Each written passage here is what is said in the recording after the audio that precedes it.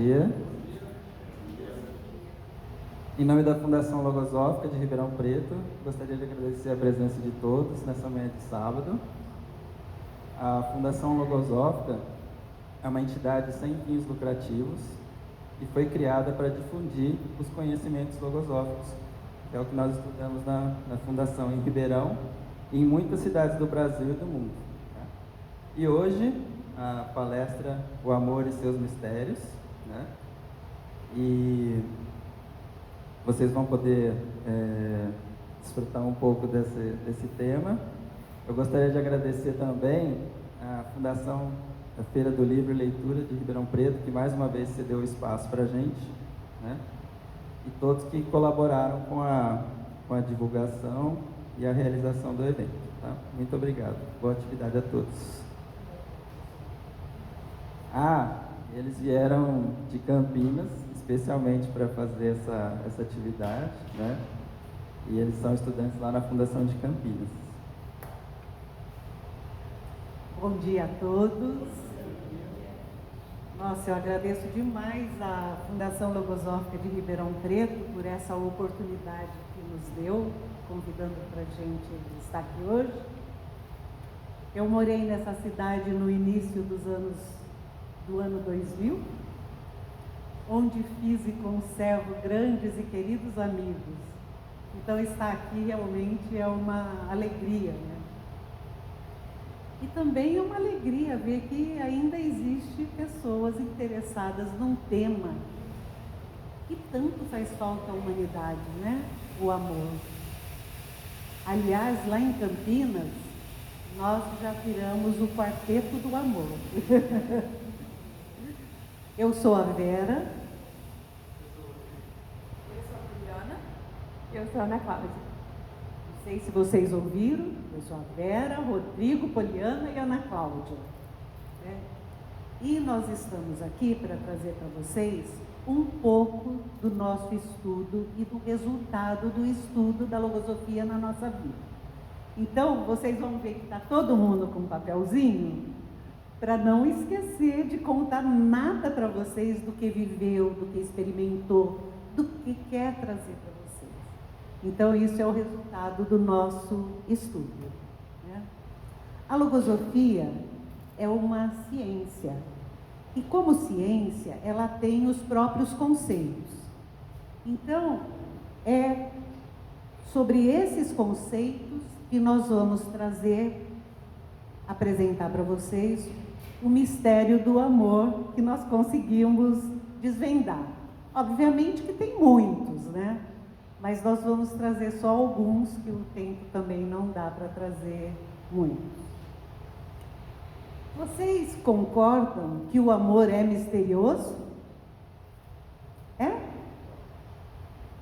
Que parte do mistério do amor trouxeram vocês aqui hoje? Depois vocês me respondem. Mas é fácil encontrar o par ideal? Encontrar pronto o par ideal. É fácil? E por que não é fácil? Quem vai responder isso para nós vai ser a Poliana. Bom dia a todos.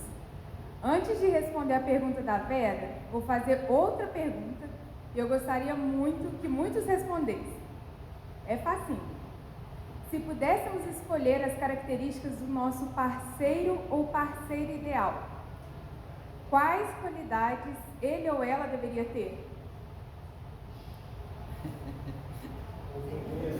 Companheiro, paciente, honestidade, sinceridade, riqueza interior, afetuoso, com muitas qualidades, né? E por que vocês pensaram nessas qualidades? Vai facilitar bastante. Vamos tentar responder um pouquinho aqui. Bom, eu vou me arriscar a dizer que é porque intuímos que com essas qualidades teremos uma convivência mais harmoniosa, não é mesmo? Mais leve, e imaginamos que seremos bem tratados. e assim seremos mais felizes. Concorda? Bom, um ser com essas qualidades que todos nós pensamos tem afinidades com nossas aspirações sensíveis e mentais. Queremos um ser assim?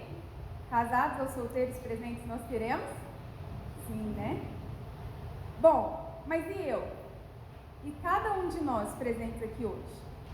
Quais qualidades nós possuímos para merecer um ser tão virtuoso assim? Já pararam de pensar nisso? O que me impede de me tornar a pessoa ideal para esse parceiro ou parceira que eu idealizo? Um dia, refletindo sobre como eu deveria ser para encontrar um bom companheiro, eu pensei: bom, eu preciso ser companheira, sincera, autêntica, divertida e leal. Eu preciso ser eu mesma e a outra pessoa tem que me aceitar do jeitinho que eu sou. Mas olhando assim na intimidade do meu coração, como eu, Poliana, sou? Vou falar um pouco para vocês. Bom, eu sou impaciente. Eu fico irritada muito fácil. E quando isso acontece, eu acabo sendo ríspida. Eu gosto das coisas feitas do meu jeito. E eu fico de bico por pouca coisa. Eu sou teimosa e várias outras coisas.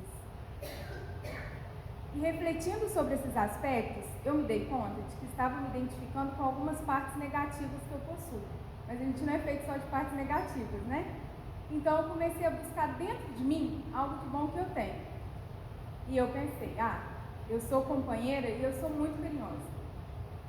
Mas aí eu me perguntei: enquanto eu sou impaciente, ríspida, irritada, rígida, teimosa, onde é que fica o meu lado companheiro e carinhosa? Será que ser carinhosa e companheira só de vez em quando é suficiente para sustentar essa relação? E será que o outro precisa me aceitar do jeitinho que eu sou? Não, né?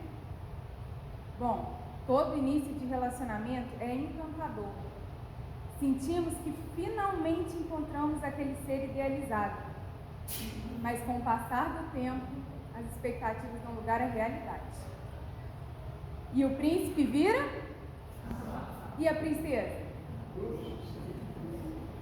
E por que isso acontece, Ana? Ótima pergunta, Polly. E ainda faço outra pergunta. Por que aquele amor que julgamos ter encontrado, ele sucumbe em algum momento? Existem muitas causas para isso acontecer. E uma delas é a imaginação. Uma faculdade da mente que, usada sem controle nenhum, nos faz seres ingênuos e nos faz viver totalmente fora da realidade. E outra causa é que não conhecemos a nós mesmos. Não conhecemos os pensamentos que mais movem na nossa mente, né? Então, com o estudo da logosofia, eu tenho aprendido que tem um mundo dentro de mim. Todos nós aqui temos. E nesse mundo mora nossos pensamentos, nossos sentimentos, aspirações, tudo de positivo e também de negativo que a gente tem. Mas esse mundo, se ele é desorganizado, a gente não consegue enxergar, né, o que de bonito a gente tem aqui dentro.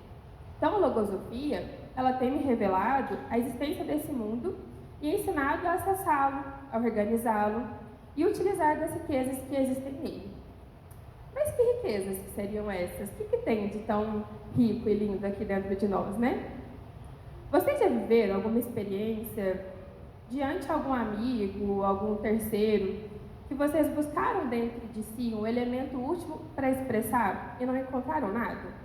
Por exemplo, um amigo está passando por uma situação difícil, um parceiro, e você quer ajudar, mas você não encontra algo aqui dentro para expressar que vai ser útil, né? Porque nada vem na sua mente.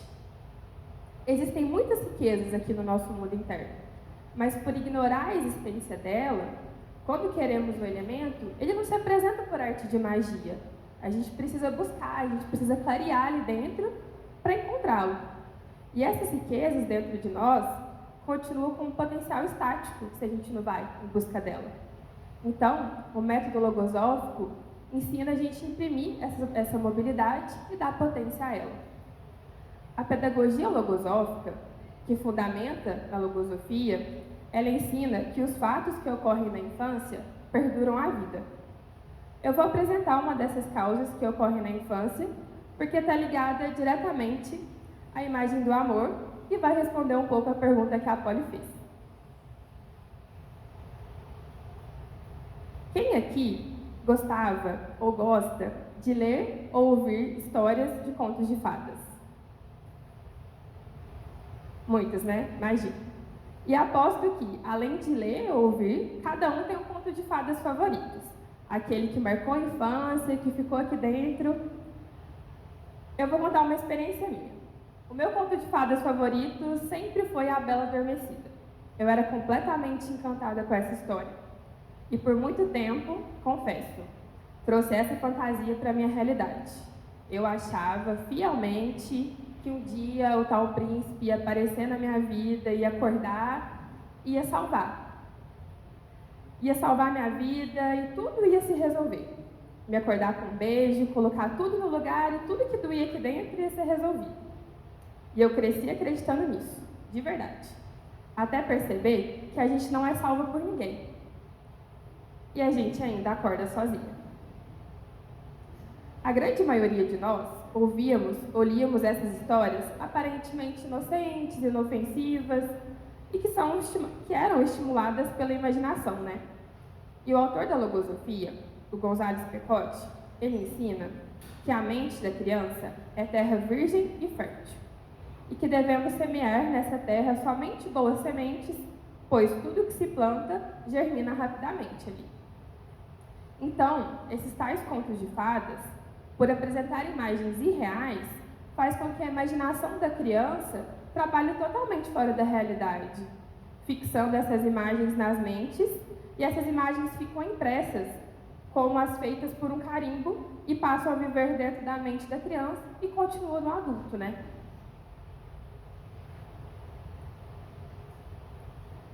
E essas imagens que os contos de fadas deixaram impressas nas nossas mentes, vocês sabem quais são?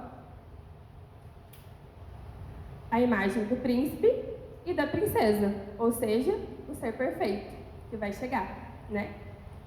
Mas a gente sabe que, na realidade, esses personagens não existem. Todos nós temos defeitos, né? Mas fica na nossa mente com uma esperança de encontrar o ser ideal. E talvez ainda guiem homens e mulheres em busca do ser perfeito, sem precisar fazer mais do que querer ou acreditar que um dia esse ser vai chegar, esse ser ideal, esse ser perfeito.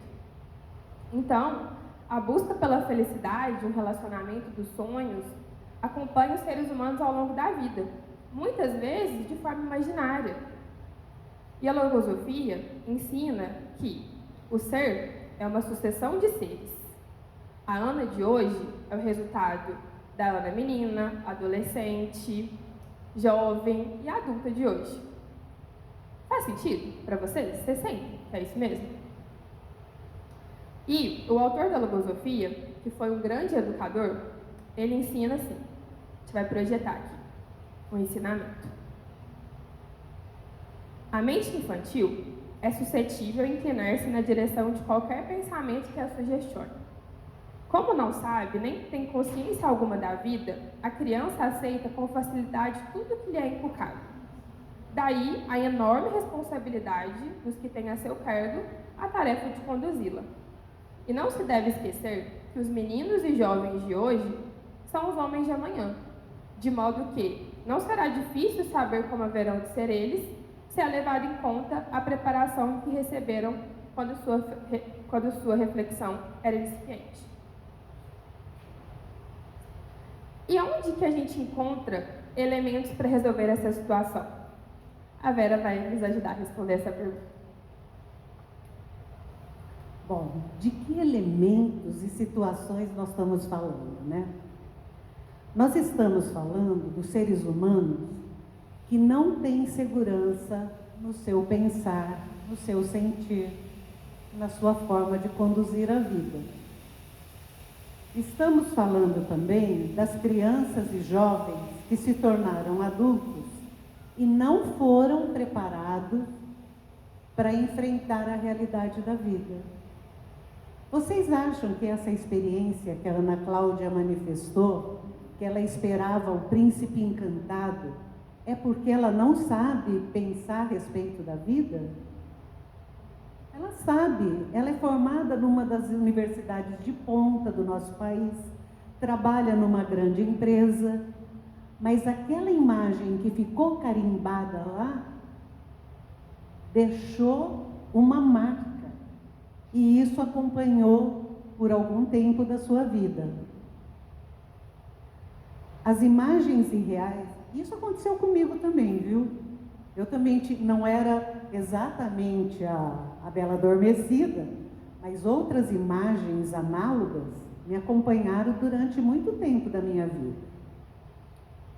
Essas imagens irreais, inculcadas nas mentes infantis, vive no adulto e adormece uma parte do entendimento. A melhor parte do entendimento é adormecida. Como é que a gente sabe que essa parte do entendimento foi adormecida, né? Vocês já observaram quantos problemas difíceis nós somos capazes de resolver profissionalmente? Muitos problemas difíceis. Mas quando o problema é de ordem familiar, pessoal, a gente se sente impotente. A gente busca algo que não consegue encontrar. E também, quando a gente busca dentro de nós algo para ajudar o outro e não encontra, vem uma sensação de vazio. Vocês acham que isso acontece porque o homem está decadente? O homem que tem feito tantos avanços tecnológicos, científicos, artísticos, está decadente? Não está. Quem está decadente é a nossa cultura.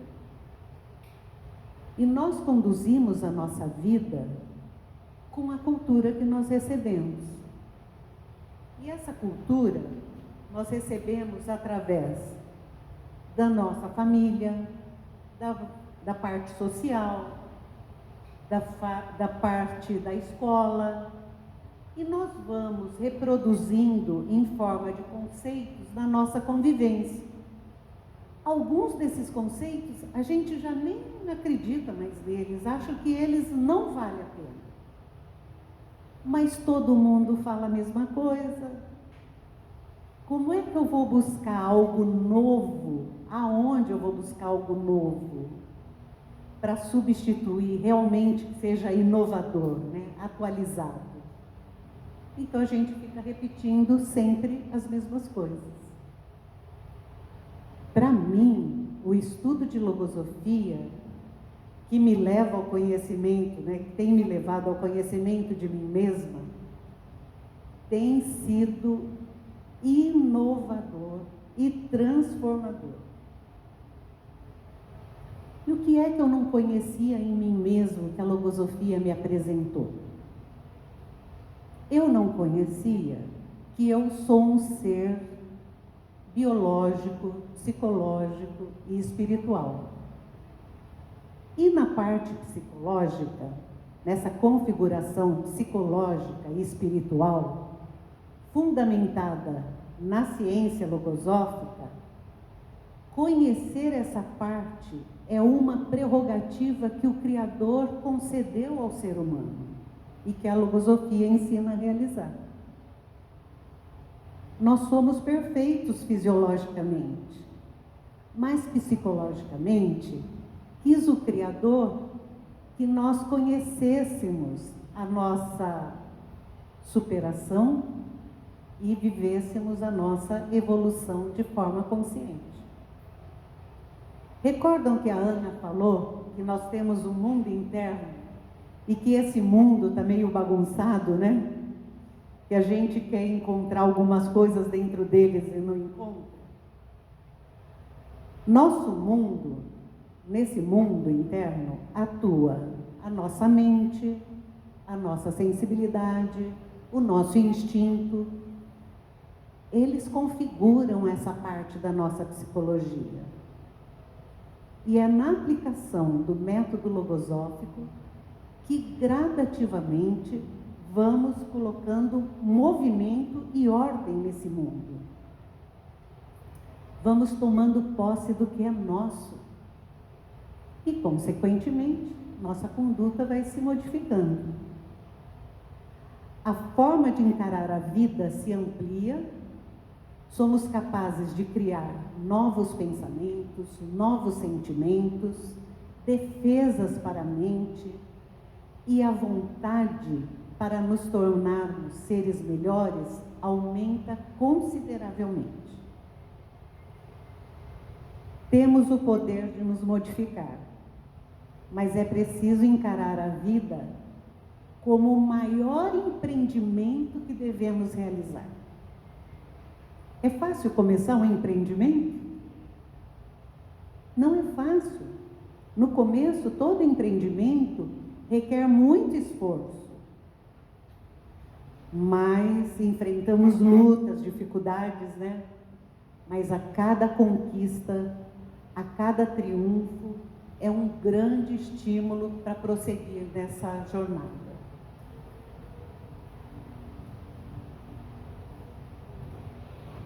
Esse ser que a Vera acabou de escrever, não é mesmo o que queremos para as nossas vidas? Que cria em si mesmo as possibilidades que lhes faltam? Todos nós queremos amar e ser amado.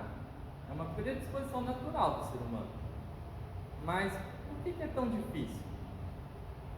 Temos o sistema sensível, onde reside o amor e outros sentimentos. Queremos viver essa experiência, não é mesmo? Mas por que essa dificuldade? É que o amor, ele não se inspira assim, sem mais nem menos. Resplandece um só instante para se apagar depois, não é mesmo? E é necessário alimentar o amor sempre, como se alimenta a vida. Para que esse amor possa ganhar força, ele deve ser um exemplo, deve ser uma virtude. Devo recordar que eu quero todos os dias. Por exemplo, como que tratamos nossos valores físicos? Computador, celular, carro, nosso patrimônio. Com atenção e com cuidado. E com relação aos nossos valores sensíveis, a gente trata com o mesmo cuidado? Já observaram que as pessoas mais queridas são as que mais destratamos? Entramos em uma rotina e não recordamos mais como queríamos viver esse sentimento. Eu vou projetar o trecho de um livro logosófico que ensina sobre o amor e tem sido um guia nas nossas vidas.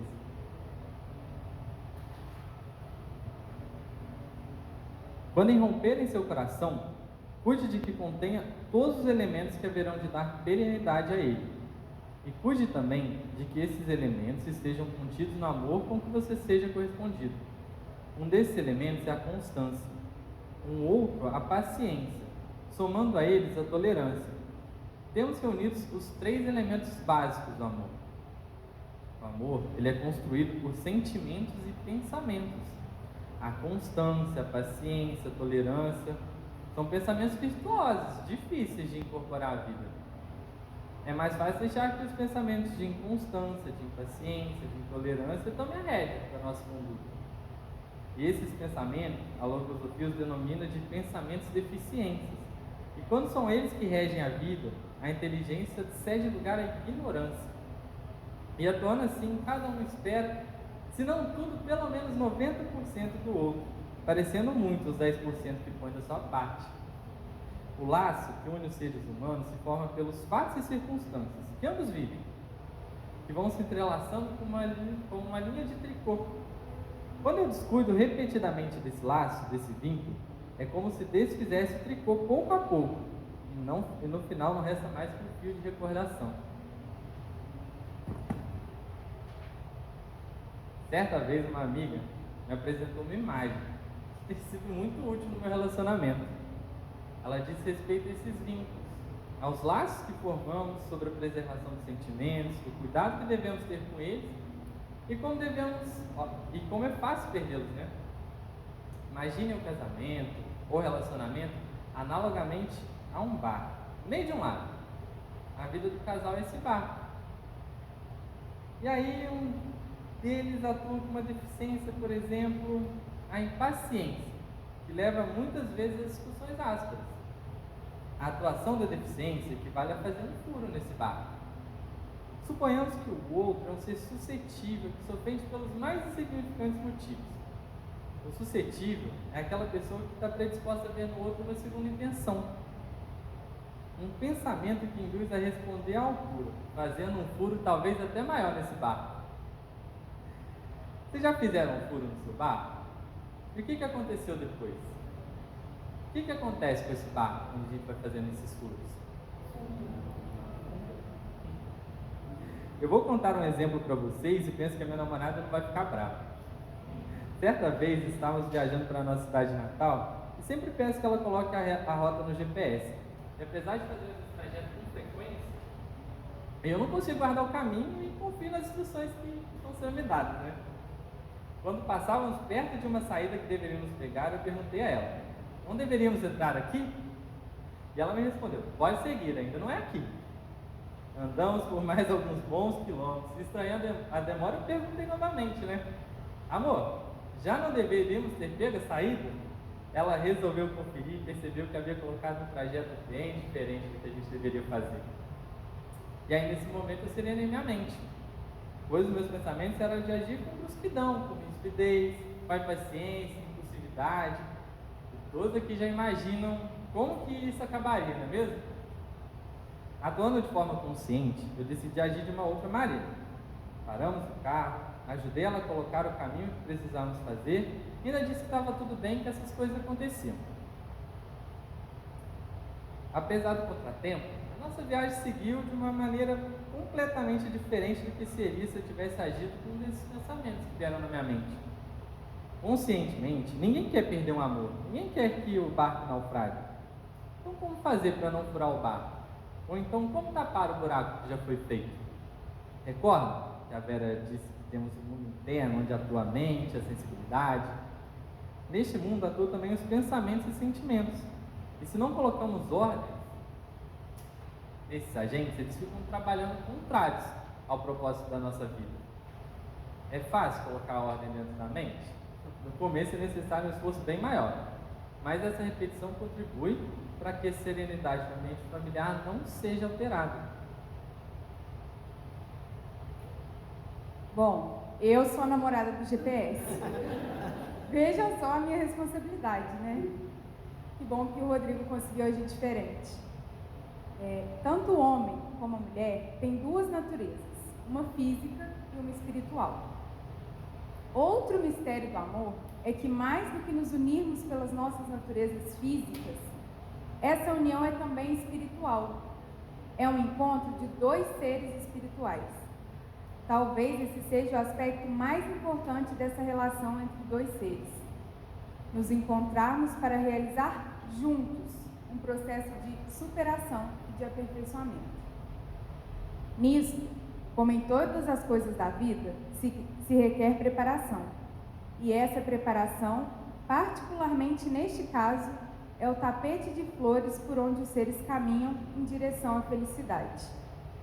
Nessa escola, chamada Fundação Logosófica, aprendemos que podemos construir o ser que queremos ser, estudando cada um sua mobilidade, caráter, seus defeitos, suas virtudes, seus pensamentos. E o autor da Logosofia, muito sabiamente, nos ensina: quem quiser chegar a ser o que não é, deverá principiar-se por não ser o que é. Dessa forma, experimentamos ser um ser diferente, uma versão melhor de nós mesmos a cada dia.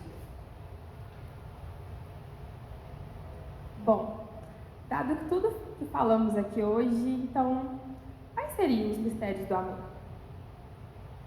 Nessa oportunidade, apresentamos para vocês 3 mistérios. A imaginação descontrolada, como vilã dos nossos relacionamentos. Então, sempre espera de um príncipe, de um ser ideal. A falta do conhecimento de si mesmo. E o encontro de dois seres é o encontro espiritual. Todo ser humano tem uma origem comum. Fomos criados na mente de Deus. O esforço que realizo para me conhecer, me modificar, me superar, faz com que eu compreenda que o outro vive as mesmas dificuldades e as mesmas lutas. Tomando as rédeas da minha vida, vou deixando de ser o que sou para ser o que quero ser. Então, eu não sou a bela, adormecida, cheia de virtudes inertes que vive no mundo ilusório, mas sim, como se diz em um dos livros da Logosofia, a bela desperta, em que em plena juventude se esforça pela posse de virtudes que me farão feliz por toda a vida. Sou um ser que veio a este mundo para colaborar com o Criador e aprender a ser um ser virtuoso. Sabe as perguntas que a Polly fez no início sobre as qualidades do ser ideal?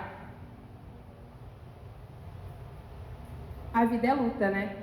É esforço diário, e é no esforço por me superar, vou aprendendo a conviver melhor, a ter condições de ver no outro, não como ele está no momento, mas o seu potencial.